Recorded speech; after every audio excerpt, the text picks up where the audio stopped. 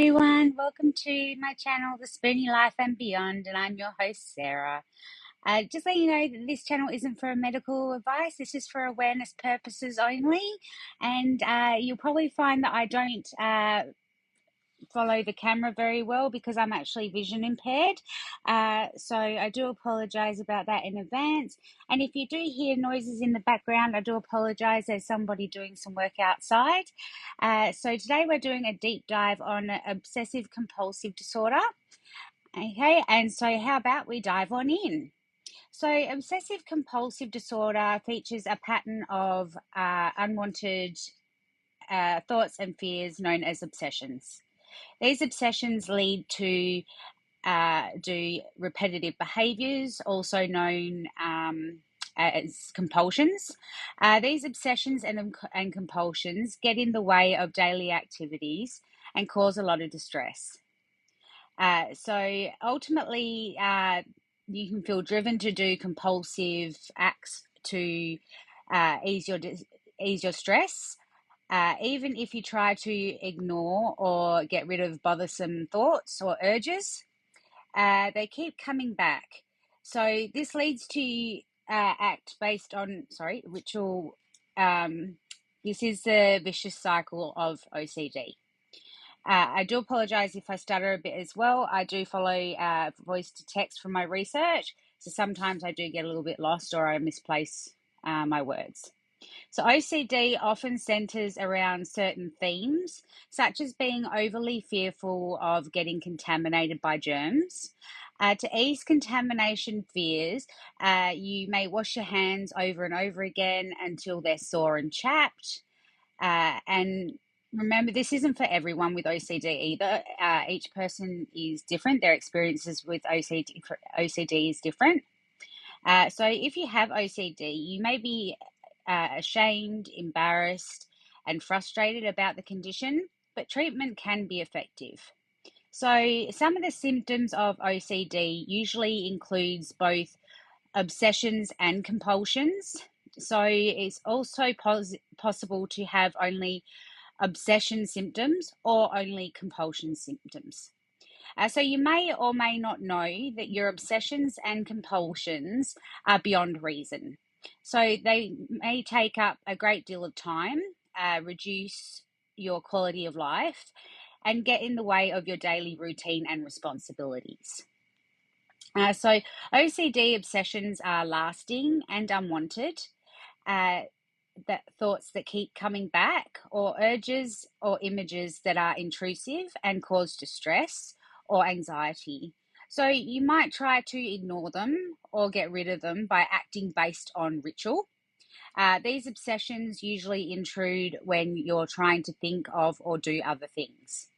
So obsessions often have themes such as fear of contamination or dirt, doubting and having a hard time dealing with uncertainty, needing things to be orderly or and balanced, aggressive or horrific thoughts about losing control and harming yourself or others, unwanted thoughts including aggression or sexual or religious subjects.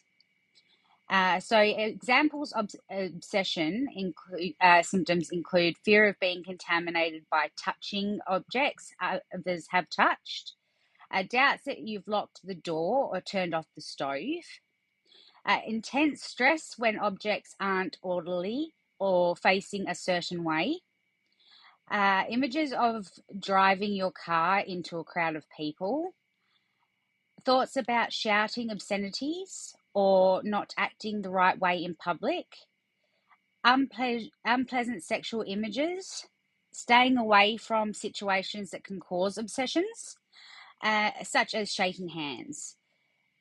Compulsion symptoms, OCD compulsions are repetitive behaviours that you feel driven to do. So these repetitive behaviours or mental acts are meant to reduce anxiety related to your obsessions or prevent something bad from happening.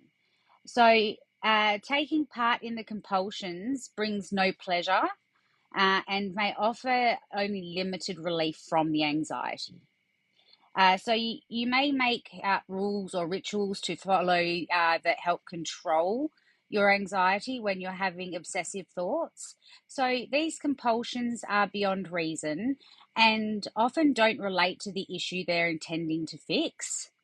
So, as with obsessions, compulsions usually have themes such as washing and cleaning, checking, counting, ordering, following a strict routine, demanding reassurance, and examples of compulsion symptoms include hand washing until your skin becomes raw, checking doors over and over again to make sure they're locked, checking the stove over and over again to make sure it's off, counting in certain patterns, silently repeating a prayer word or phrase, trying to replace a bad thought with a good thought, arranging your canned goods to face the same way.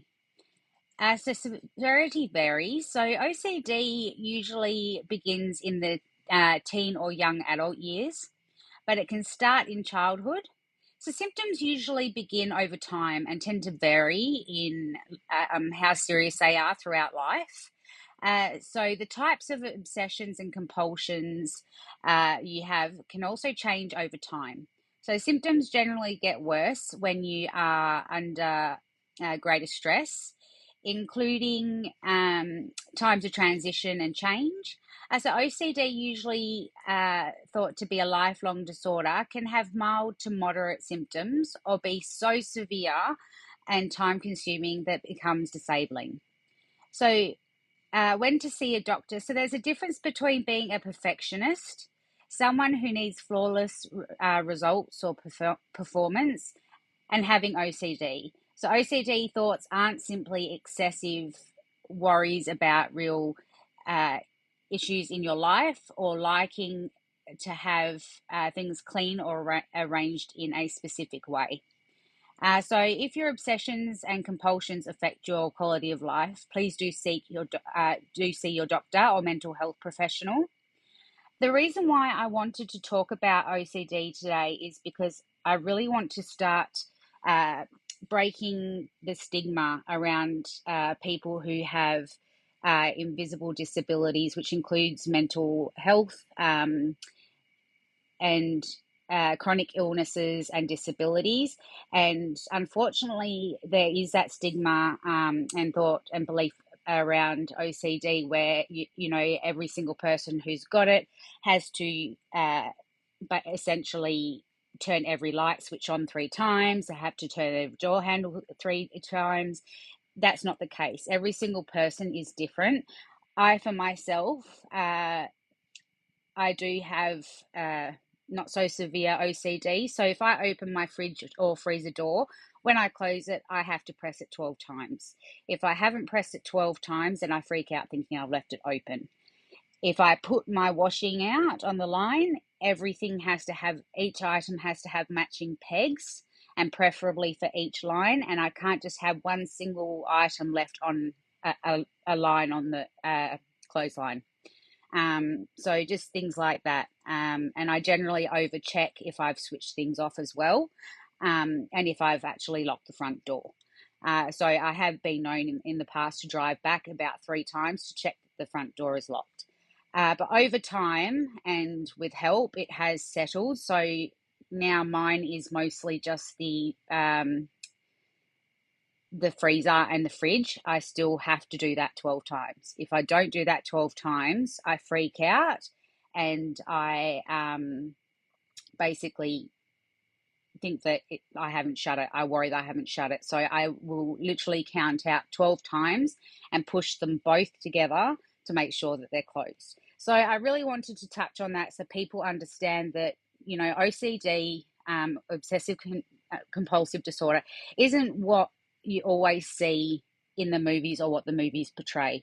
And the severity changes for everyone, and the symptoms are very diverse, and quite often, you know, they're very distressing for the person who's suffering with OCD, because, as I previously mentioned, you don't get pleasure from your obsessions and compulsions and doing them. It doesn't give you pleasure from doing it. It may slightly relieve the anxiety, but then it comes straight back again, and that's where the obsessive compulsive part comes in.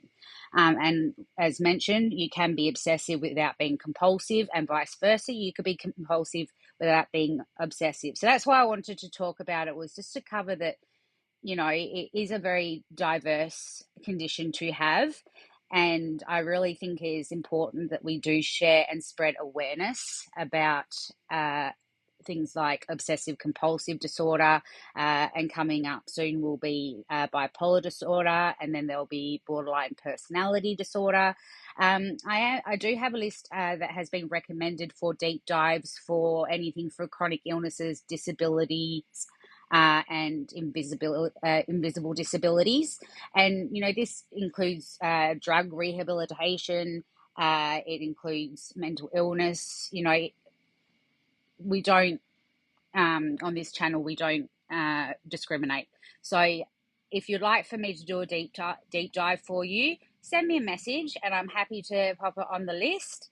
If you'd like to be a guest speaker and actually talk about your journey with me, also send me a message, and then we can have a chat about it and organise when we can do it. In the meantime, I would really like to thank you all for taking the time to listen today. And I really would love for the further support to like, share, and subscribe, so we can start getting this awareness out and start breaking down these stigmas. So thank you very much, and I hope you all have an amazing day, and I will see you in the next video. Bye.